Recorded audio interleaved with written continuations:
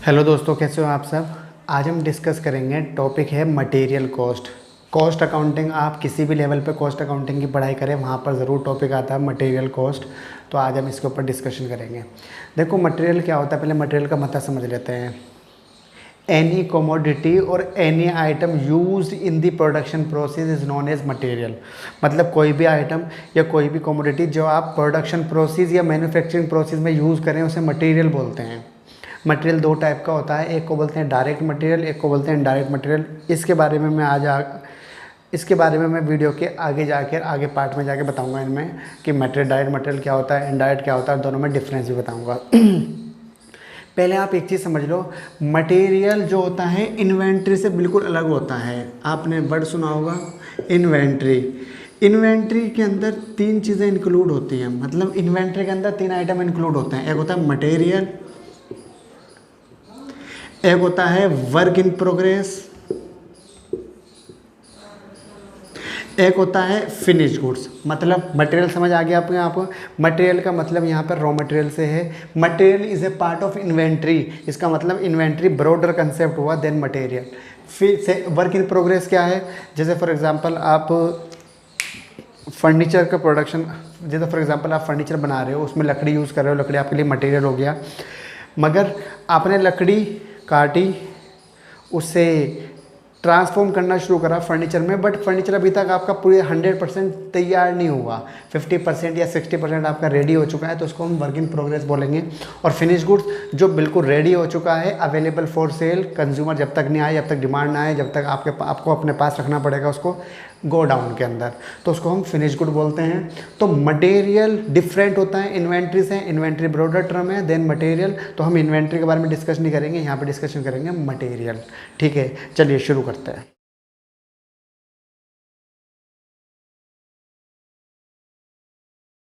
Material से related कुछ numerical questions आते हैं, कुछ फॉर्मूले हैं, उन पर डिस्कशन करते हैं आप। सबसे पहले हम डिस्कशन करते हैं रीऑर्डर लेवल। रीऑर्डर लेवल क्या होता है? देखो, रीऑर्डर लेवल उस लेवल को बोलते हैं जिस लेवल पर पहुंचते ही आप एक नया ऑर्डर प्लेस कर देंगे।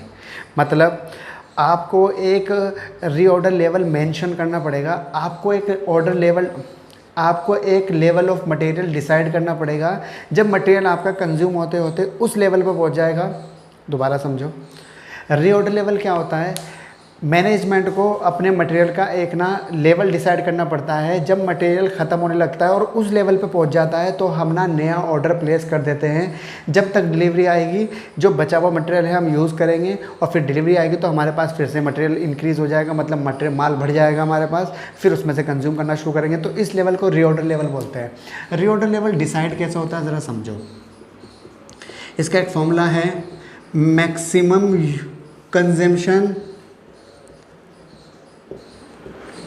इनटू में मैक्सिमम पीरियड।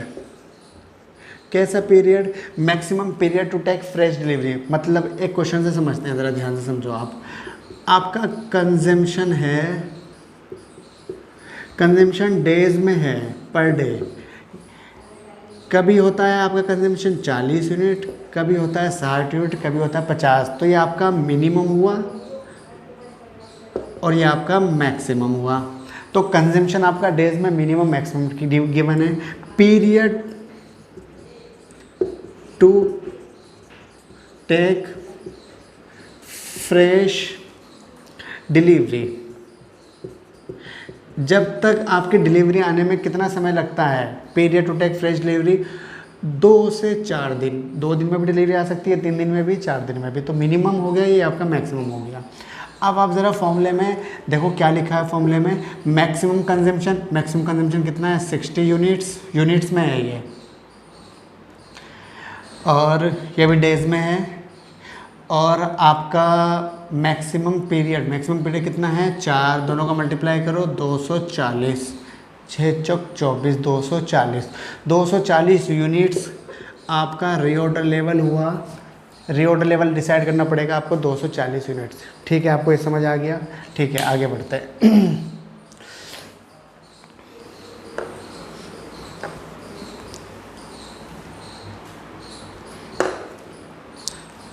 आपको ये समझ आ गया। आगे बढ़ते हैं। टॉपिक नंबर 2 होता है reorder quantity. Reorder quantity, reorder quantity को हम EOQ या इकोनॉमिक ऑर्डर क्वांटिटी भी बोलते हैं। इकोनॉमिक ऑर्डर क्वांटिटी क्या है समझते हैं। पहले इसका फॉर्मूला जानो आप। इसका फॉर्मूला होता है √2AO/C। ए का मतलब क्या है, एनुअल डिमांड। ओ का मतलब क्या है, कॉस्ट पर ऑर्डर, एक ऑर्डर की कॉस्ट पर ऑर्डर। जब आप एक ऑर्डर प्लेस करोगे तो कॉस्ट कितनी आएगी। सी का मतलब क्या है, कैरिंग कॉस्ट पर यूनिट, एक यूनिट की कॉस्ट है, कैरिंग कॉस्ट पर यूनिट। ठीक है, सपोज करो आपकी एनुअल डिमांड है 10,000 यूनिट्स। ठीक है, आपकी कॉस्ट पर ऑर्डर या ऑर्डरिंग कॉस्ट है आपकी 100 पर ऑर्डर। एक ऑर्डर में आपकी 100 रुपीज़ की कॉस्ट आती है। एक बार की कॉस्ट जो है आपकी ऑर्डर प्लेस करने की 100 रुपीज़ है। ठीक है, तो और कैरिंग कॉस्ट मान लेते हैं 50 पैसे पर यूनिट है, 50 पैसे पर यूनिट। अब सारी वैल्यूज ज़रा फॉर्मूले में पुट करते हैं तो EOQ कितना हो गया 2, A की वैल्यू 10,000, O की वैल्यू 100, C की वैल्यू 50 पैसा। ज़रा मल्टीप्लाई करते हैं, इसे सॉल्व करते हैं। ये हो गया आपका 40 लाख। 40 लाख का रूट निकालो, 2000 यूनिट्स। 2000 यूनिट्स आपकी इकोनॉमिक ऑर्डर क्वांटिटी हो गई। मतलब इकोनॉमिक ऑर्डर क्वांटिटी या रीऑर्डर क्वांटिटी क्या होता है ज़रा समझते हैं पहले। आपको एक साल में 10,000 यूनिट का कंजम्पशन है या डिमांड है, आपको 10,000 यूनिट चाहिए। मगर अगर आपने 10,000 यूनिट एक बार में ख़रीद ली, हाँ आज ही ख़रीद ली, तो आपको क्या करना पड़ेगा, एक बड़ा गोडाउन लेना पड़ेगा, उसके अंदर इन यूनिट्स को रखना पड़ेगा जब तक इनका यूज़ ना हो, जब तक इनका कंजम्पशन ना हो। बट आपको गोडाउन का खर्चा, बहुत ज़्यादा खर्चा बढ़ जाएगा आपका गोडाउन का। इसका मतलब बड़ा गोडाउन लेना पड़ेगा आपको। तो क्यों ना थोड़ी थोड़ी क्वांटिटी ख़रीदें। बट थोड़ी क्वांटिटी ख़रीदने में एक नुकसान है, जब भी क्वांटिटी खरीदोगे तो 100 रुपीज़ का खर्चा आपको करना पड़ेगा। तो 100 का खर्चा आपका बार बार बढ़ता जाएगा। तो बड़ी समस्या आ गई है। मतलब ज़्यादा क्वांटिटी करो तब भी नुकसान, और थोड़ी कम, मतलब कम क्वांटिटी लो तब भी नुकसान। तो कोई ना कोई तो ऐसा लेवल होना चाहिए बीच का रास्ता। तो बीच का रास्ता हमारा क्या हुआ, 2000 यूनिट। 2000 यूनिट आप एक बार में प्लेस करो ऑर्डर, तो इससे क्या होगा, आपकी टोटल कॉस्ट कम आ जाएगी। मैं इसको वेरीफाई कर सकता हूँ, ज़रा देखो वेरीफाई करते हैं।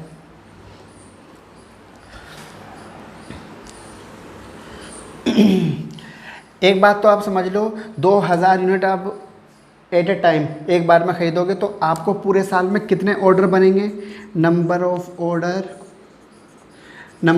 बन गए 5, क्योंकि 2000 एक बार में, फिर 2000 तो हो गए 4000 यूनिट हो गई, फिर 3 बार में 6, 4 बार में 8, 5वें बार में 10,000 हो जाएगा। अब एक साल में आपको टोटल 5 ऑर्डर प्लेस करने पड़ेंगे।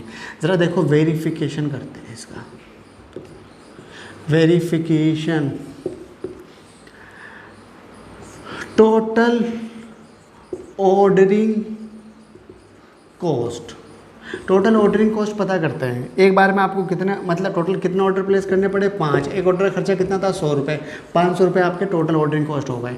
टोटल कैरिंग कॉस्ट TCC, आपकी एक यूनिट की कॉस्ट है 50 पैसे, और आपने 2000 यूनिट परचेज़ करी है, डिवाइड बाई 2। डिवाइड बाई 2 क्यों करा मैंने, जब आप 2000 यूनिट परचेज़ करोगे तो आज जैसे मैंने 2000 यूनिट परचेज़ करी है, तो आज तो मुझे गोडाउन में पूरी 2000 यूनिट रखनी पड़ेगी। बट धीरे धीरे उसका कंजम्पशन शुरू करूँगा तो वो 2000 से 1900, 1800, 1700, 1500, 1000, 500 तो कम होता जाएगा, वो लास्ट में ज़ीरो हो जाएगा।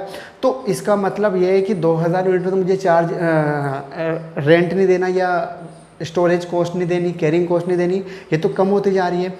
तब जब इस तरह से कम होती है तो मैथमेटिक्स का कॉन्सेप्ट होता है एवरेज लगा लेते हैं। एवरेज डिवाइड बाई 2 कर दिया, तो आप इसे सोल्व करो तो 500 ये भी आ जाएगा। तो आपकी टोटल कॉस्ट कितनी आ गई, दोनों को ऐड करो, total ordering cost plus total carrying cost, 500 plus 500 equal to 1000।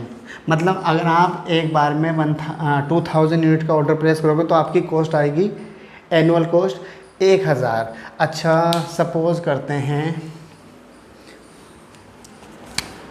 If order place 4000 units, अगर 1000 यूनिट का ऑर्डर प्लेस करें, 2000 का ना करें, तो ज़रा क्या होता है ध्यान देते हैं। तो नंबर ऑफ ऑर्डर कितने बनेंगे, आपको एक साल में कितने ऑर्डर बनेंगे? 10, क्योंकि 1000 यूनिट एक बार में खरीदोगे, 10,000 यूनिट कंज्यूम करनी है ना आपको, तो 10 ऑर्डर बन गए आपके। टोटल ऑर्डरिंग कॉस्ट 10 ऑर्डर हैं और एक ऑर्डर का 100 रुपये खर्चा है आपका, तो कितना हो गया? 1000। टोटल कैरिंग कॉस्ट मैंने बताया अभी 50 पैसे, 1000 यूनिट परचेज करी, डिवाइड बाय 2, 500, इसको मल्टीप्लाई करो उससे 250, तो आपके टोटल कॉस्ट कितनी आ गई? Total cost of inventory 1000 plus 250 equal to 1250। आपकी कॉस्ट तो बढ़ गई। अगर आपने 1000 यूनिट का ऑर्डर प्लेस करा, आपकी कॉस्ट आ रही है 1250। 2000 यूनिट का ऑर्डर प्लेस करा तो आपकी कॉस्ट आ रही है 1000। अच्छा, ज़रा चेक करते हैं, एक बार बढ़ा के ले लेते हैं। If order place for 5000 unit, suppose करो 5000 यूनिट्स के लिए ऑर्डर प्लेस करते हो आप, नंबर ऑफ ऑर्डर कितने बनेंगे? केवल 2 बनेंगे इस बार। तो आपकी ऑर्डरिंग कॉस्ट तो बहुत कम हो गई, 2 × 100 200। मगर कैरिंग कॉस्ट देखते हैं ज़रा आप, यहाँ पे 5000 डिवाइड बाई 2, 2500 से करो सोल्व, 1250 आएगा। ये दोनों को ऐड करो, 200 प्लस 1250, 1450 हो गया। फिर भी बढ़ गई है आपकी कॉस्ट। तो इसका मतलब आपकी कॉस्ट मिनिमम कब है? जब आप इस फॉर्मूले के अकॉर्डिंग जो सोल्व करके जो क्वांटिटी आई है उसका ऑर्डर प्लेस करो, तो इसलिए इसका नाम है इकोनॉमिक ऑर्डर क्वांटिटी। मतलब सबसे सस्ती कॉस्ट की क्वांटिटी, इसी का इकोनॉमिक ऑर्डर क्वांटिटी बोलते हैं। समझ आ गया? इसे रीऑर्डर क्वांटिटी भी कहा जाता है। क्लियर है? चलो आगे बढ़ते हैं। 2 टॉपिक क्लियर हो गए आपके। Topic number 3, maximum level. Maximum level क्या होता है? ज़रा देखो, आपने एक नया ऑर्डर प्लेस करा जब आपके पास थोड़ा सा माल रह गया, रीऑर्डर लेवल रह गया, तो आपने नया ऑर्डर प्लेस करा। अब सप्लायर माल लेकर आया, लेने के बाद अपने माल को गोदाम में रखा, तो पहले से थोड़ा सा माल बचा होगा आपके पास, कुछ माल और आ गया नया, तो आपके पास ना जो ऑर्डर मतलब माल है, क्वांटिटी है, बहुत बढ़ गई है। तो इसी को मैक्सिमम क्वांटिटी बोलते हैं। आपके पास मैक्सिमम कितना लेवल ऑफ स्टॉक हो कितना स्टॉक लेवल हो सकता है at any point of time, इसके आधार पर ये आप कोई वेयर हाउस परचेज करोगे या रेंट पे लोगे।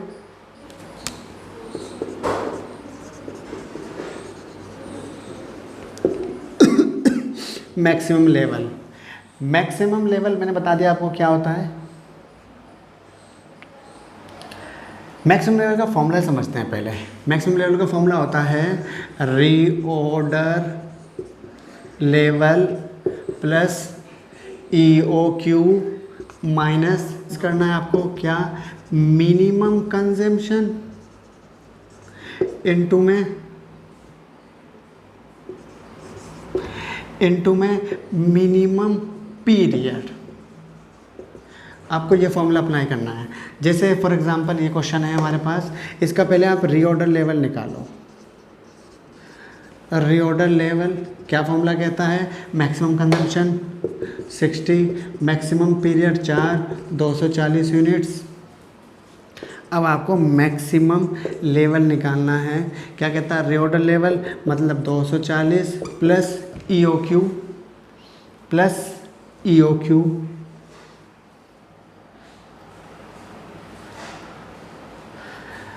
2000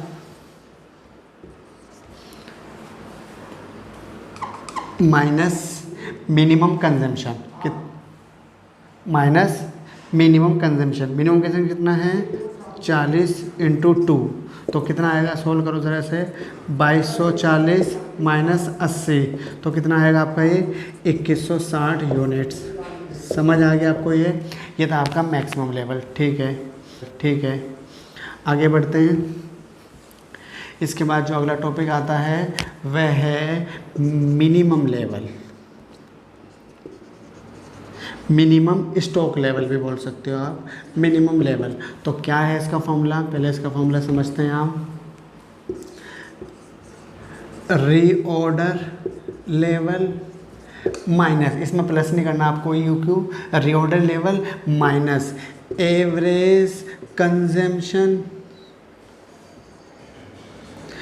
इनटू में एवरेज पीरियड। बस देखो, जैसे रीऑर्डर लेवल है आपका 240 यूनिट्स एवरेज कंजम्पशन। अच्छा, एवरेज कंजम्पशन कैसे निकलेगा? कंजम्पशन को मिनिमम और मैक्सिमम दोनों को जोड़ के डिवाइड बाय 2 करो तो आपका एवरेज कंजम्पशन आ जाएगा 40 + 60 डिवाइड बाय 2। तो 100 को डिवाइड बाय 2 करो 50 आएगा।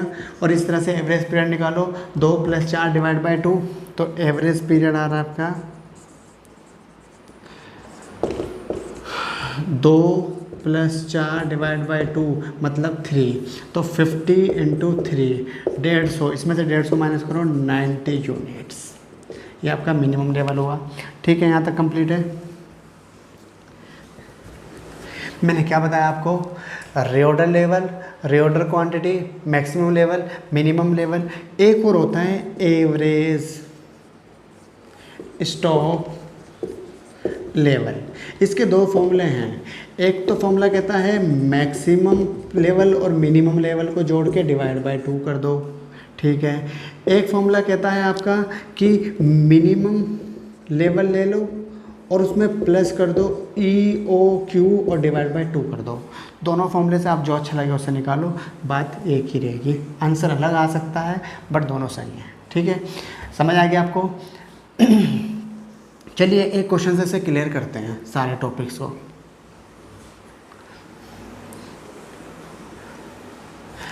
मैं एक क्वेश्चन लिखता हूँ, उस क्वेश्चन से सबको क्लियर करते हैं, ज़रा ध्यान देते हैं।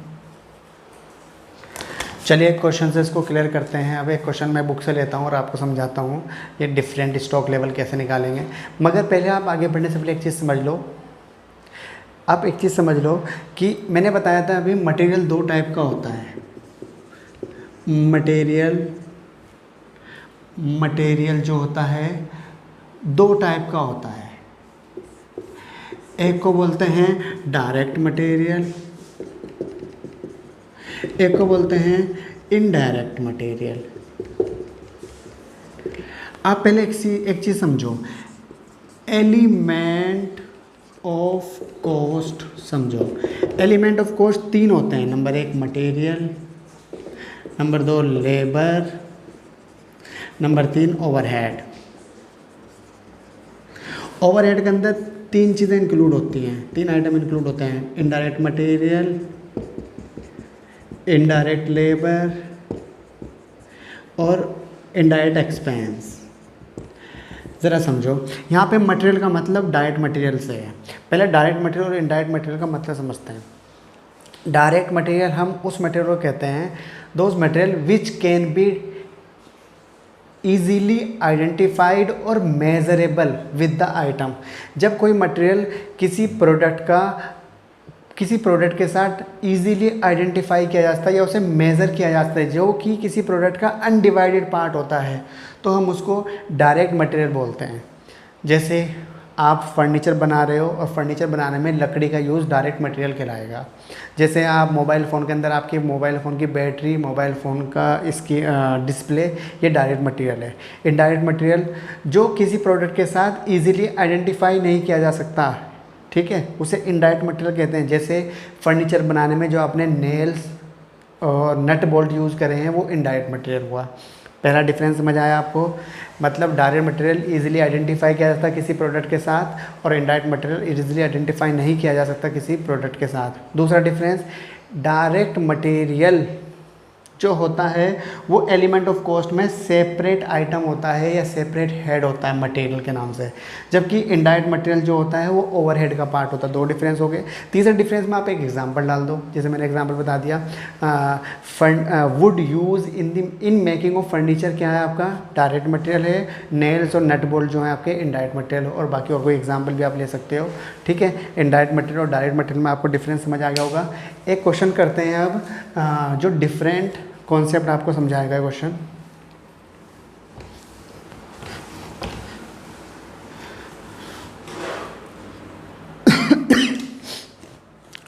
क्वेश्चन है आपका,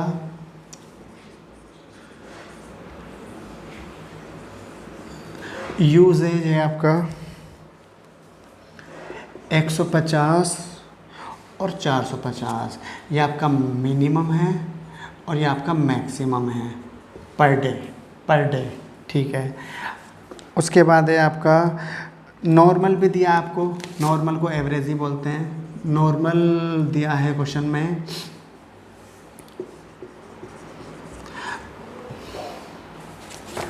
नॉर्मल यूसेज दिया है आपका क्वेश्चन के अंदर 300 यूनिट्स, ठीक है।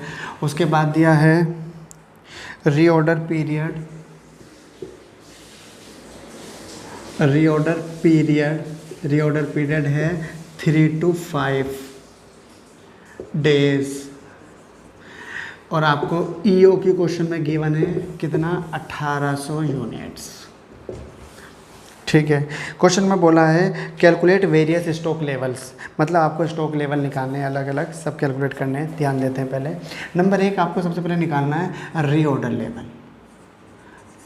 रीऑर्डर लेवल फॉर्मूला क्या है, मैक्सिमम यूजेज इनटू में मैक्सिमम पीरियड। मैक्सिमम यूजेज कितना है आपका 450, मैक्सिमम पीरियड कितना है 5, दोनों का मल्टीप्लाई करो 0, 2250 यूनिट्स आ गया आपका, ठीक है।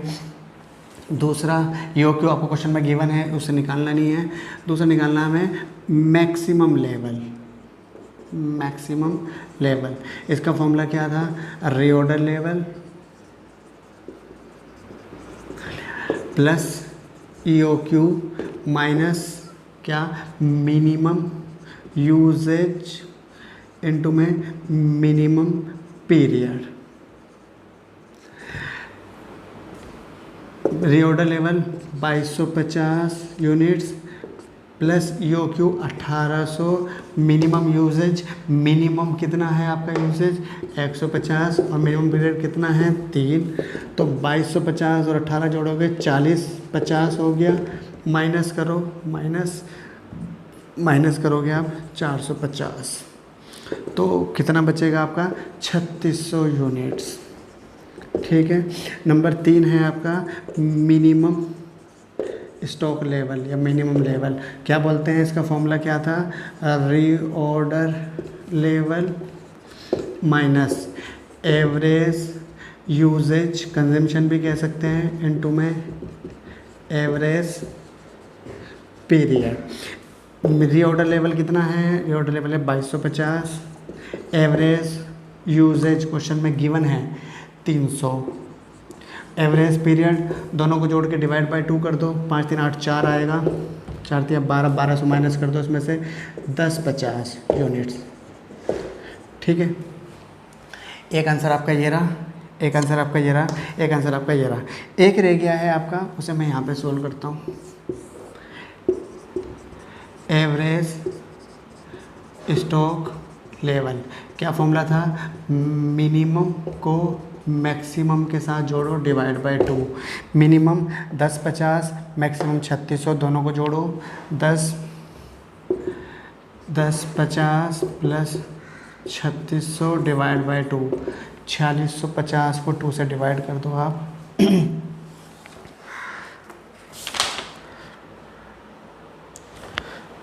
ठीक है, 23-25 आ रहा है, हमारे सारे आंसर आ गए हैं।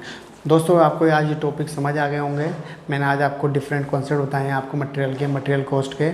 मटेरियल जो यूज़ करने की कॉस्ट होती है उसको मटेरियल कॉस्ट बोलते हैं। आज की वीडियो में इतना ही, पार्ट 1 में। पार्ट 2 में हम आगे इसके कॉन्सेप्ट और लेकर आएंगे आगे। पार्ट 2 में हम आगे कॉन्सेप्ट पर डिस्कशन करेंगे।